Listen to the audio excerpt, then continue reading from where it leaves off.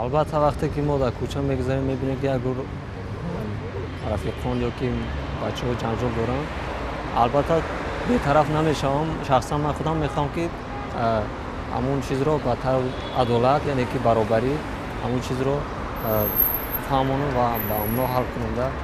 یعنی که ما البته که بی‌طرف نمیشم خلاص میکنیم. برای اون خلاص میکنیم که مناقشه اونها باعث سر زدن یکم مناقشه میشود یا یکم جنجال روی میدهد یا یکدیگر زنی میشود.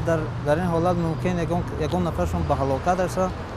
از این خاطر باید خلاص کرد اونها رو یک طرفه کرد از این مناقشه. وقتی که ما در کوچه میریم اگر یک نفر با شخصی دیگر جمع میکنه ما هیچ وقت در اونجا کوش نمیکنیم. برای که همه از قفوی زندگی یعنی باید خود شود بسیارتر به فکر ما نقض میشود.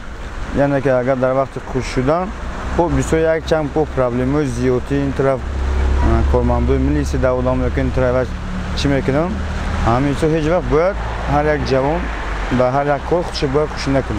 هر کس از قفوی بوری خوش شود. در حالی که من حاضر درسته بستی دانشگاه اسلوانی رسته تاجیکستان در حقوق‌شناس دانشجو هستم و باید قانونی کار میکنم.